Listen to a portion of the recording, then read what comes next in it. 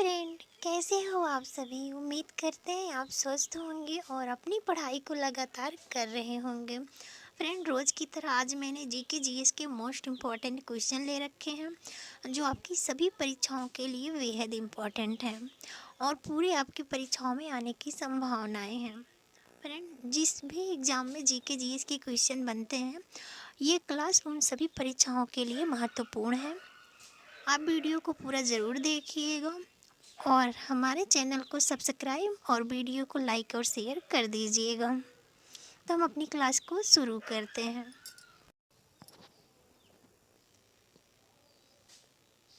तो हमारा पहला क्वेश्चन है, हाल ही में मिस इंडिया 2024 का खिताब किसने अपने नाम किया। तो ये है निकिता पोरवाल। ये कहाँ की रहने वाली है, तो उज्जैन की। ये उज्जैन की रहने वाली है और मिस इंडिया 2024 ये 60वां संस्करण था। इसकी स्थापना कब हुई थी, तो 1952 में। 1952 में इसकी स्थापना हुई थी। अगला क्वेश्चन है, हाल ही में G20 शिखर सम्मेलन 2024 किस जगह प्रारंभ हुआ। तो G20 शिखर सम्मेलन कहाँ प्रारंभ होगा, तो ये ब्राज़ील में। और इसकी स्थापना कब हुई थी, तो 1951 में हुई थी। इसका मुख्यालय है लंदन, यूनाइटेड किंगडम में। और भारत से पीएम प्रधानमंत्री नरेंद्र मोदी वहाँ पे गए हैं शामिल होने। तो भारत के पीएम नरेंद्र मोदी जी वहाँ पे गए हैं, ब्राज़ील गए हैं G20 शिखर सम्मेलन में शामिल होने।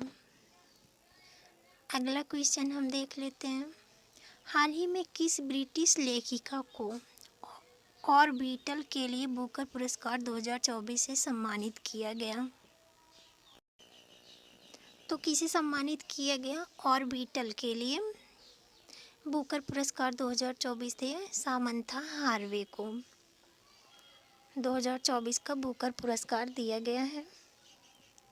हमारा अगला क्वेश्चन है, हाल ही में किस देश के राष्ट्रपति ने एलन मस्क और विवेक रामास्वामी के नेतृत्व में सरकारी दक्षता विभाग की स्थापना की। तो ये है अमेरिका के राष्ट्रपति हैं डोनाल्ड ट्रंप। अभी हाल ही में फिर से अमेरिका के राष्ट्रपति बने हैं डोनाल्ड ट्रंप और इन्होंने ही सरकारी दक्षता विभाग की स्थापना की है। अगला क्वेश्चन है, 1857 ईस्वी के विद्रोह के बाद मुगल शासक बहादुर शाह को कहाँ भेज दिया गया। तो 1857 का जो विद्रोह हुआ था, इसके बाद मुगल शासक को बहादुर शाह को रंगून भेज दिया गया था। अगला है, 1857 के विद्रोह का तत्कालीन कारण क्या था। कई बार एग्जाम में पूछा जा चुका है। तो यह सिपाहियों द्वारा चर्बी युक्त कारतूस का प्रयोग इसीलिए हुआ था। उनसे जबरदस्ती चर्बी युक्त कारतूस का मुंह से प्रयोग करवाया जा रहा था। भारत में सती प्रथा कब प्रतिबंधित की गई। तो ये की गई थी 1929 में। इस समय वायसराय थे लॉर्ड विलियम बेंटिक।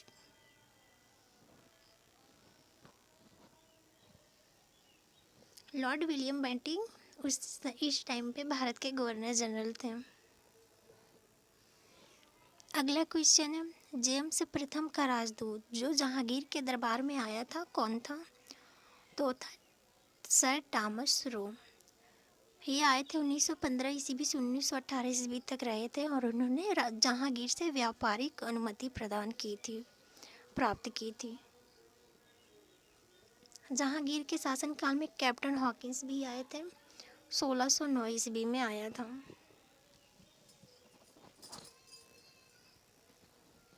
अगला है, अशोक के किस शिलालेख में उसकी कलिंग विजय का उल्लेख मिलता है। तो कलिंग विजय का उल्लेख मिलता है 13वें शिलालेख में। अगला है, गुरमुखी के नाम से कौन जाना जाता है। तो गुलरुखी के नाम से सिकंदर लोदी को जाना जाता है। अगला क्वेश्चन है, तैमूर लंग ने 1398 ईस्वी में किसके शासनकाल में आक्रमण किया था।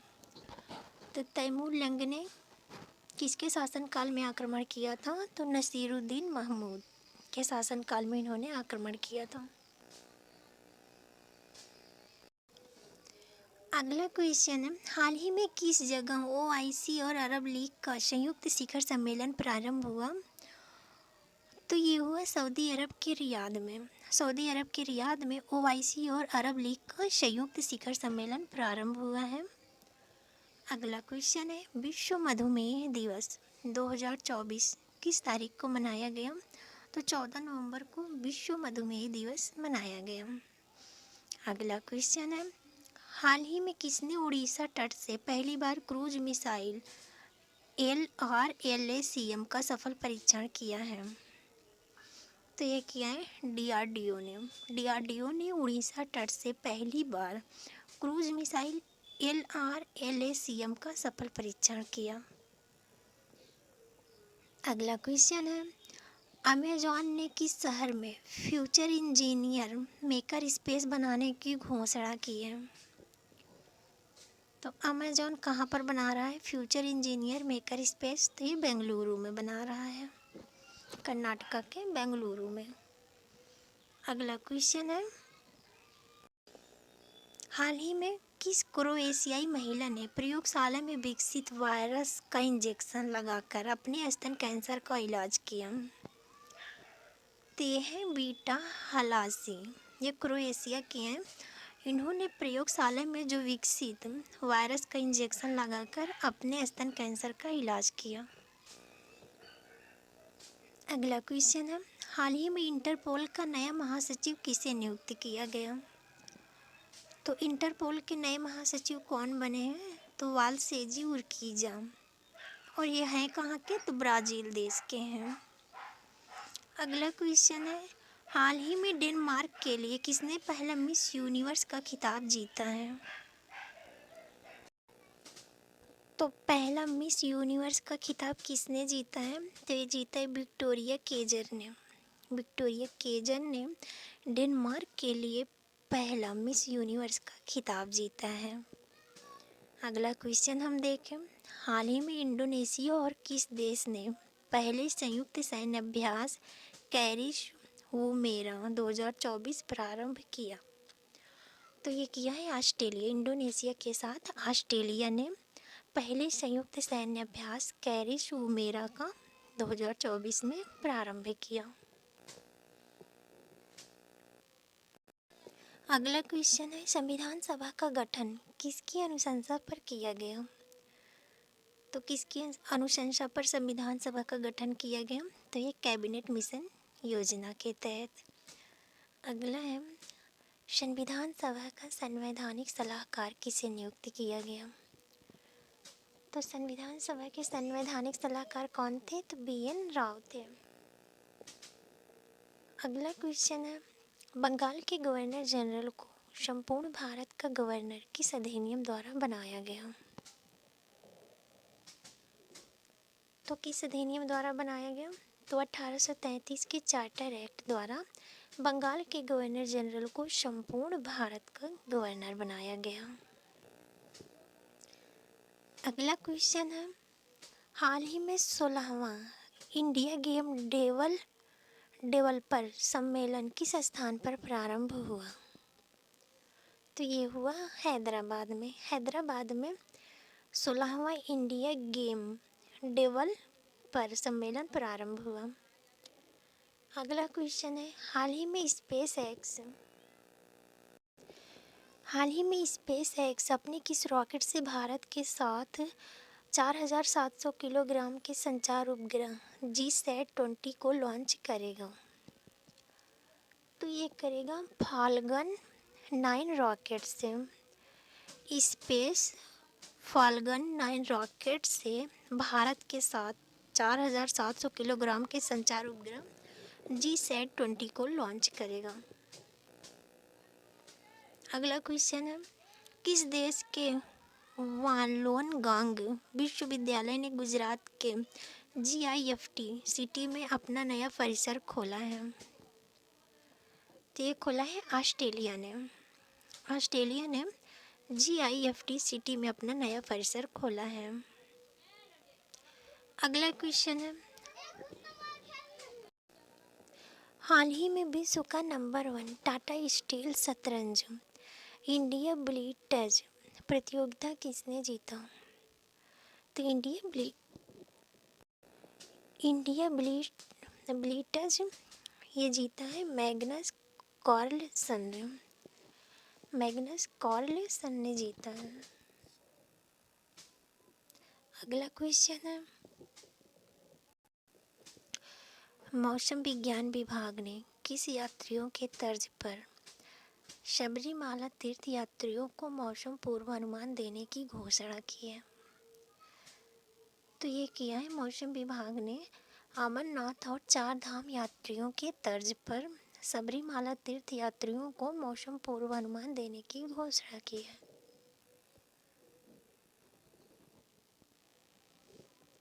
ये रिपीटेड क्वेश्चन हो गया। जेम्स प्रथम का राजदूत जो जहांगीर के दरबार में आया था वो टॉमस रो था। आया कब था? तो 1915 में आया था, 1918 तक रहा था ये। इसने जो है जहांगीर से व्यापारिक अनुमति प्राप्त की थी। कैप्टन हॉकिंस भी आया था 1609 में। अगला क्वेश्चन है, किस गति के कारण पृथ्वी पर दिन रात होते हैं? तो पृथ्वी पर दिन रात क्यों होते हैं? तो ये पृथ्वी के घूर्णन के कारण होते हैं। अगला है, 2 अक्षांशों के बीच की दूरी होती है। तो 2 अक्षांशों के बीच कितनी दूरी होती है? तो 111 किलोमीटर की। अगला क्वेश्चन है, विश्व का सर्वाधिक ऊंचा सक्रिय ज्वालामुखी है। तो विश्व का सर्वाधिक ऊंचा सक्रिय ज्वालामुखी कौन सा है? तो कोटोपैक्सी है। कुछ और ज्वालामुखी के बारे में हम देख लेते हैं।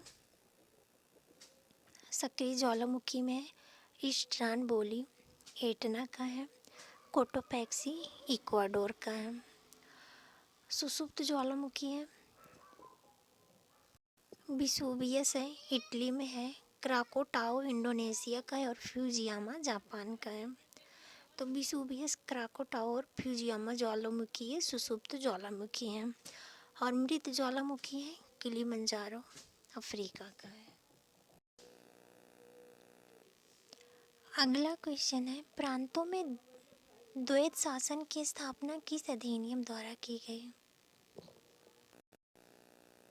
तो ये था 1919 का अधिनियम। 1919 के अधिनियम के अंतर्गत द्वैत शासन की स्थापना की गई थी।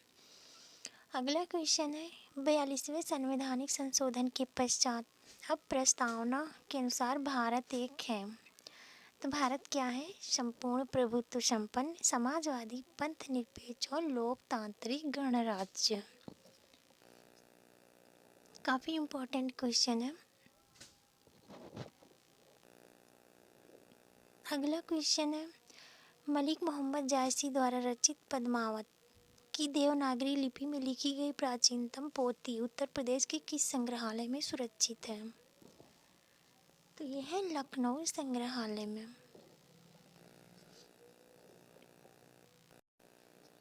अगला क्वेश्चन है, उत्तर प्रदेश के मिर्जापुर जिलों में आदिवासियों द्वारा किए जाने वाला नृत्य कौन सा है? तो उत्तर प्रदेश के मिर्जापुर जिलों में जो आदिवासियों द्वारा नृत्य किया जाता है इसे कर्मा कहते हैं। अगला क्वेश्चन है, उत्तर प्रदेश में स्थित भारत कला भवन कहाँ पर है? तो भारत कला भवन कहाँ पर स्थित है? तो ये लखनऊ में स्थित है। अगला क्वेश्चन है, बिरहा, रसिया, आल्हा आदि लोकगीतों की परंपरा किस प्रदेश में पाई जाती है? तो ये उत्तर प्रदेश में ज़्यादा बिरहा, रसिया और आल्हा ये उत्तर प्रदेश के प्रसिद्ध लोकगीत हैं। अगला क्वेश्चन है, भाखड़ा नांगल परियोजना किस नदी पर बनाई गई है? तो भाखड़ा नांगल परियोजना सतलज नदी पर बनाई गई है। अगला है, दक्षिणी ध्रुव पर पहुंचने वाला प्रथम व्यक्ति कौन था? तो ये था एमंड सेन। अगला है, किस शहर को इंटरसिटी या होली सिटी कहा जाता है? तो इंटरसिटी या होली सिटी रोम को कहा जाता है, रोम शहर को। अगला है सर्वोत्तम कोटि का संगमरमर मिलता है, तो ये कहाँ मिलता है? मकराना से। मकराना से सर्वोत्तम कोटि का संगमरमर प्राप्त होता है। अगला क्वेश्चन है लड़का पैदा होता है जब? कब पैदा होता है? जब XY गुणसूत्र होते हैं। जब XY गुणसूत्र होते हैं तो लड़का पैदा होता है। अगला क्वेश्चन है हीमोफीलिया रोग से ग्रस्त व्यक्ति में क्या होता है? बताना जरा। तो हीमोफीलिया रोग से जो ग्रस्त होते हैं व्यक्ति, उनमें रक्त का बहना बंद नहीं होता है। अगला क्वेश्चन है कोशिका का शक्ति केंद्र किसे कहा जाता है? तो कोशिका का शक्ति केंद्र कौन है? तो माइक्रोकॉन्ड्रिया है। माइक्रोकॉन्ड्रिया को कोशिका का शक्ति केंद्र कहा जाता है। अगला क्वेश्चन हम देखें तो आनुवंशिक संबंधी प्रयोग के लिए मेंटल ने किस पौधे का चुनाव किया था? तो मेंटल ने किस पौधे का चुनाव किया? तो मटर का किया था। मेंटल ने मटर पर प्रयोग किया था। अगला क्वेश्चन है अम्ल का जलीय विलयन नीले लिटमस पर क्या प्रतिक्रिया करता है? तो ये अम्ल का जो जलीय विलयन है ये नीले लिटमस को लाल कर देता है। अगला क्वेश्चन है जर्मन सिल्वर किसका मिश्रण होता है? तो जो जर्मन सिल्वर होते हैं उसमें तांबा जस्ता एवं निकिल का मिश्रण होता है।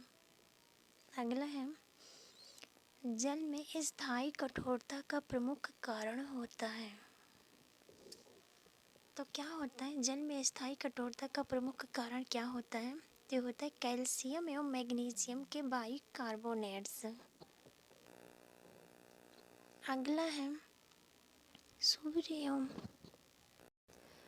एवं तारों से प्राप्त ऊर्जा एवं प्रकाश का स्रोत है नाभिकीय संलयन। नाभिकीय संलयन है जो सूर्य एवं तारों से प्राप्त ऊर्जा एवं प्रकाश का स्रोत है। अगला क्वेश्चन है विद्युत धारा को मापने के लिए प्रयुक्त यंत्र है। तो विद्युत धारा को किससे मापा जाता है? अमीटर से। अगला है और लास्ट क्वेश्चन है उगता एवं डूबता सूर्य लाल प्रतीत होता है क्यों? क्यों प्रतीत होता है? लाल रंग का प्रकीर्णन सबसे कम होता है, इसीलिए उगता एवं डूबता सूर्य लाल प्रतीत होता है। तो फ्रेंड ये थी हमारी आज की वीडियो। आपको हमारी वीडियो पसंद आए तो हमारे चैनल को सब्सक्राइब करना और हमारे वीडियो को लाइक और शेयर ज़रूर करिएगा। Thank you. धन्यवाद।